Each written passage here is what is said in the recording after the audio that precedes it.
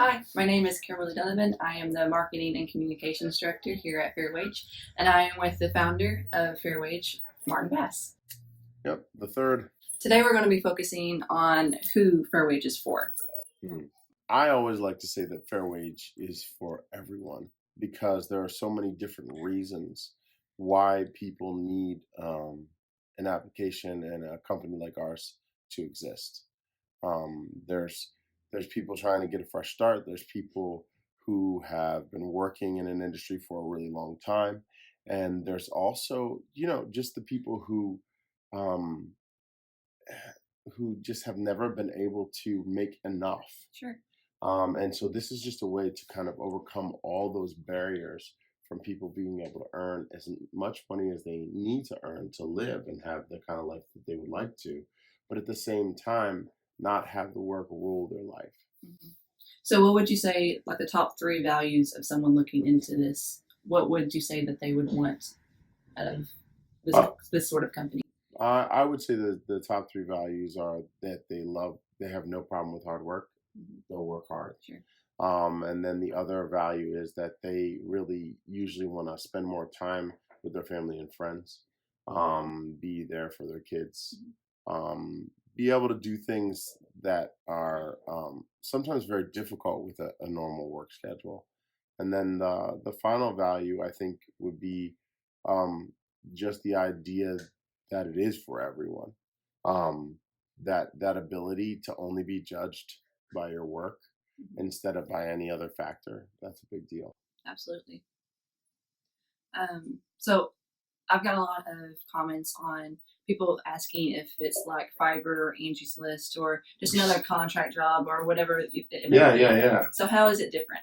Yeah, so there's a lot of things out there. There's Fiverr, there's Steady, there's TaskRabbit. There are other things out there, but they're still based on the hourly model. I mean, the majority of things that are out there, so like take Steady, they're trying to take shift work and apply it to the application and gig industry, and it really doesn't work because the most important factor is being able to shrink down the actual work itself into bite sizes that will allow for the person to do it and fit it into their schedule at any point, and also allow for the company to scale how many people they need. So if they suddenly need to go from one person to 75, they can do that very easily. Whereas if you're doing it by shift, you can't scale that way. It's not possible. So the crowdsourcing aspects of it are completely removed once you turn it back into hourly or shift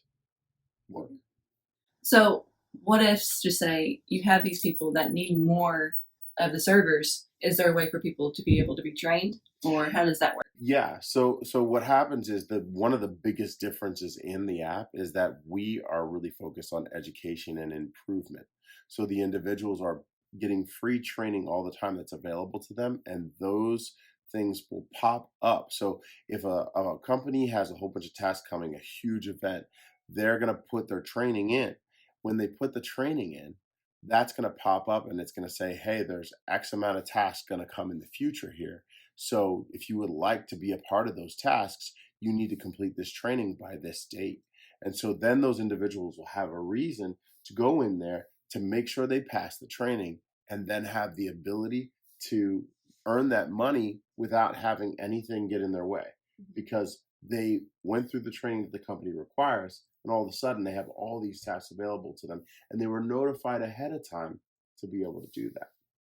So if I'm hearing you correctly, then the company would only have to record the training session once. And then from there they will always have the training session. Therefore they would spend less time training people and Correct. more time with getting things done. Yeah. So one of the biggest problems that we have right now in business is turnover and training and hiring and firing. And so the way that we set it up is the company themselves can do the training on their own and the cheapest way that they know how to do it, and we'll have the tools for them to put that in. Then the other thing that we do is we actually will do the training for them, especially in the beginning. There's a certain period of time where we're going to show each company how to put the training in. But the idea is once it's there, you can amend it, meaning you can do a little update to just a segment that you need to adjust, or you can just leave it as is. And at that point, there's no limit to the amount of people that can get trained, but you're not wasting your time or materials to do it. It's been done, it's there. They basically take the training and they test out, and then they're available to do it. If there's any problem with the work that they've done, then they're going to be referred back to that training, and they're not going to have access until they retake it. So it really makes a big difference, because currently there is no such thing in any of those work apps. None of them deal with tasks, and none of them like tasks that are short, meaning can be done in 30 minutes, and none of them have anything to do with being able to train the individual. It's all built on the skills they already have, which we're going to do that too. We plan to partner with the unions, to partner with all the disciplinary things that the craftsmen and all the different stuff that are available, so that they can post, and have their stuff verified. And that will make it possible for, there's certain tasks that only they can legally do. You have to have a certification or a license. That's a different thing. But that's an addendum to all the basic tests that are available to everyone. Say someone has a task and they keep taking it, but they keep failing The training. the training. Yes. Okay. Are there people in place to where they can actually go to and contact to figure out how they can be better applicable or have better training?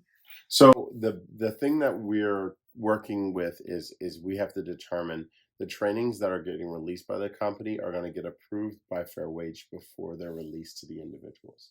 The reason why is because it's very difficult sometimes to determine if the training is accurate. So a lot of times the training will be challenging for an individual to do, only because that industry has a lot of specialized vocabulary or a lot of specialized materials. So what happens is we have to double check it as an intermediary to determine whether or not any random person could actually functionally do that training. And that's part of it too. So in a location, there's basic cleaning training, there's basic stuff that we're going to provide right out of the gate. And then as you get more tasks in an area, you'll get more familiar with that company. As you're more familiar with that company, then you can take the next test up. And so you begin to get more and more opportunities in that environment as you already understand that environment. So it's not like something where we're just going to say, oh, somebody could in one day just go all through all the training and have it available to them. No, you have to do work and demonstrate you're able, and then the next one opens up. It's kind of like leveling up in a video game. Very cool. That sounds like a fun task for some of us. Okay, so we are building funds through Indiegogo, and on our page it has a list of different, I guess, players, as you wish, if you want to go with the video game world. And they're called taskers. Can you describe exactly what a tasker is and the different levels of the business taskers and versus the regular tasker? Oh, okay. So there's a tasker, which is everyone. A tasker is a person that has the ability to do the work. They just hit the button, the tasks are available, and they accept them and they go do it. Then there are the task approvers, the people who actually approve the tasks for the company. Those individuals do a fantastic job of just verifying that the amount of work that needs to be done has been done the right way. The next group is actually the task creator. So that's a group of people who have been tasked by their company with the ability to basically put in the training itself or work with us to create the training for that company. And then the final one is the task manager, and that person is usually the HR or overseer of all the approvers, all the creators, all the different people in that company, and that makes it possible for them to do the work. So those are the people who have the final say and everything that goes out for that company or that group. Very cool. So if I was a business, what are 2 takeaways that I would want to know from this conversation? Okay, I mean, I think the 2 biggest takeaways are for a business that um, you're going to have a huge cost savings. You will do some training, but the training will be simplified. It'll be succinct, and you won't have to return to it all the time. Where right now, training takes up a huge portion of time for companies.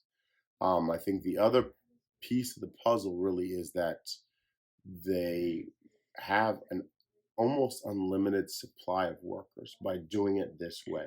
It's unique. So let's say they're a small cafe that wants to do some catering. Sure. That but they get somebody who really loves them and has like $1 million job. Normally that would just literally be impossible for a small company to do. But if they have all the pieces set up and they have all the things there and all the tasks and they know a couple months ahead of time, they put out the training, then they can have all those people trained that want to participate on the day of, and they just hit the button when they need to start creating whatever they need to create by all those different tasks. Next thing you know, boom, you have all those people serving, all those people waiting.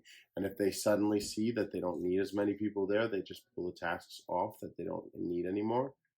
And then it's like a volume knob, turn it up or down from 1 to as many as you need. So that's a huge advantage. There is nothing like that right now. Very cool. So as someone who may not necessarily benefit from this, why should I be involved? The reason why I think everyone should be willing to do a bag of chips or a cup of coffee to make this happen, it's just $5. But the thing is that the ability for everyone to have work, to do that work well, and then the possibilities for you as a person, the things that will be made available to you are huge.